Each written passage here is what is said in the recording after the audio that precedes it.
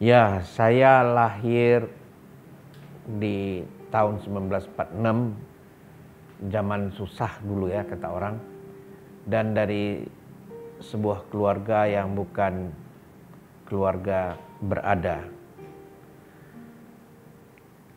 Ketika adik saya yang usianya setahun lebih muda dari saya harus meninggal karena diare dan kami tidak punya kemampuan untuk memberikan pengobatan yang adekuat untuk adik. Ketika itu saya masih belum mengerti karena saya terlalu kecil.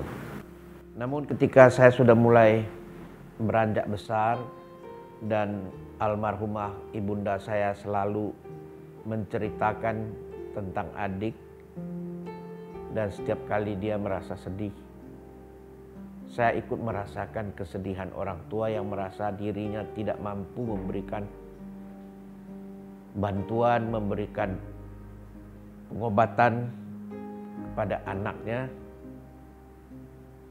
Dan di sanalah saya mulai bercita-cita untuk menjadi seorang dokter guna menghapus air mata kesedihan yang meleleh di pipi seorang ibu dan menggantikannya dengan air mata kegembiraan.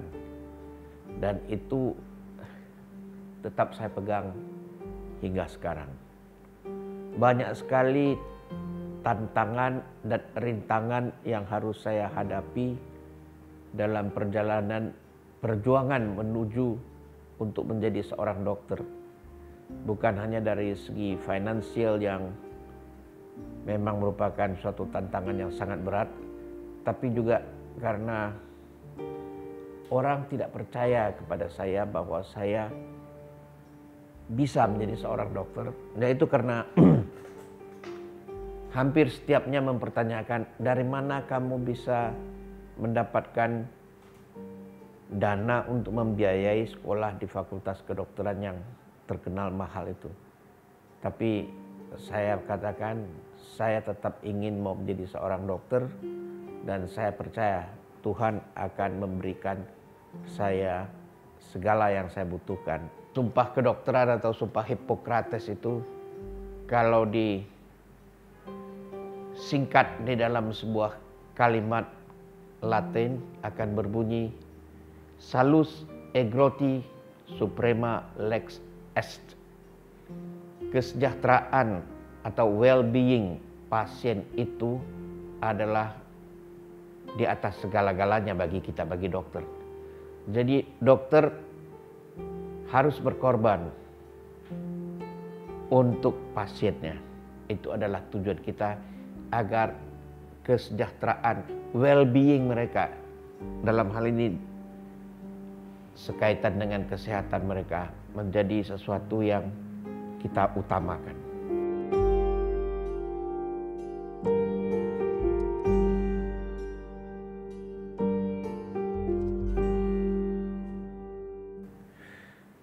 Rumah sakit apung idenya lahir ketika saya melihat sebuah kenyataan, mengalami sendiri sebuah kenyataan. Ada seorang ibu membawa anaknya dari Somlaki datang ke Pulau K, tempat kami operasi saat itu, dengan usus yang terjepit. Secara teoritis, hernia incarcerata yang demikian atau usus yang terjepit demikian sudah harus dibebaskan dalam tempo 6-8 jam sejak terjadinya kejadian. Namun ibu ini harus naik kapal 3 malam 2 hari untuk mencapai tempat kami operasi. Operasi tetap kami lakukan, dan puji Tuhan, Tuhan membantu anak ini menjadi sembuh. Dan pulang ke Jakarta, gambar anak ini selalu terbayang di hadapan saya, khususnya ketika saya berdoa malam sebelum tidur. Dan inilah yang menyebabkan saya berpikir bagaimana membantu mereka yang berada ribuan kilometer jauhnya dari Jakarta dan tidak punya akses untuk mendapatkan pelayanan medis yang sewajarnya yang merupakan hak mereka untuk mendapatkannya. Lahirlah ide untuk membawa segala peralatan seperti sebuah rumah sakit layaknya di darat ke daerah yang membutuhkan.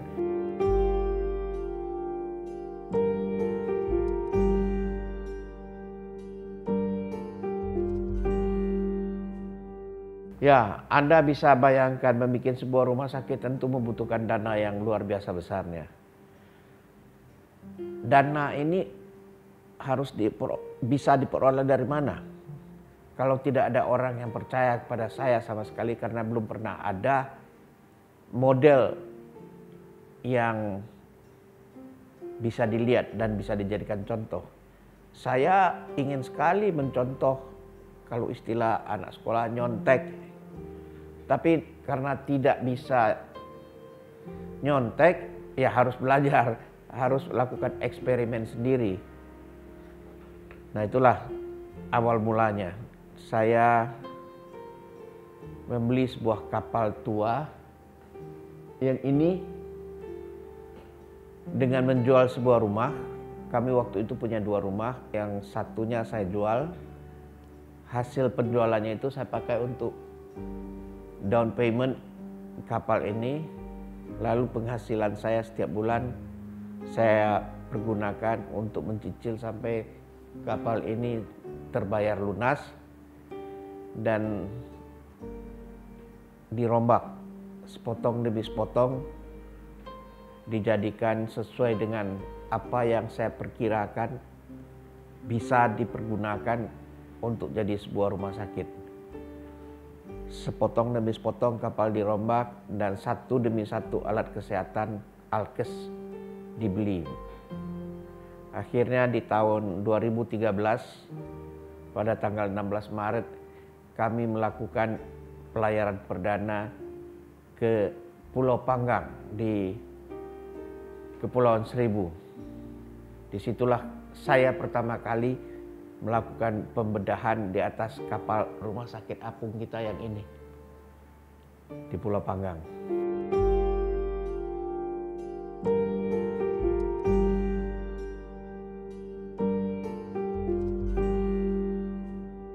Ketika saya pertama kali sampai di daerah di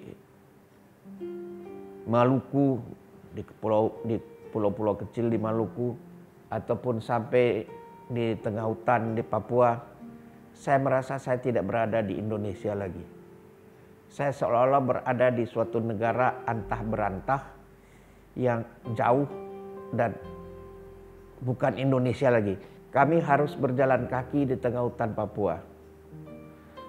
Dan saya ceritakan dengan sejujurnya, pernah tercecer, tersesat di tengah hutan Papua pada malam hari. Syukur tidak ketemu ular di sana, dan syukur saya ketemu ada orang penduduk asli yang bisa berbahasa Indonesia dan mengantar saya pulang ke base camp kami. Apa yang bisa kita lihat atau pelajari dari kejadian saya tersesat itu? Kejadian ini mengajarkan kepada kita bahwa di daerah orang masih sangat membutuhkan kita. Orang masih sangat membutuhkan tenaga dokter, tenaga medis. Dan sekali lagi kembali ke kenyataan, Mbah Henol sudah tiada, tapi semangat untuk melayani tetap ada dan tidak pernah akan mati semangat pelayanan ini sampai semua saudara kita mendapatkan haknya. Dan sila kelima, keadilan sosial bagi seluruh rakyat Indonesia, bisa hadir di bumi Nusantara kita. Itu adalah tekad kami.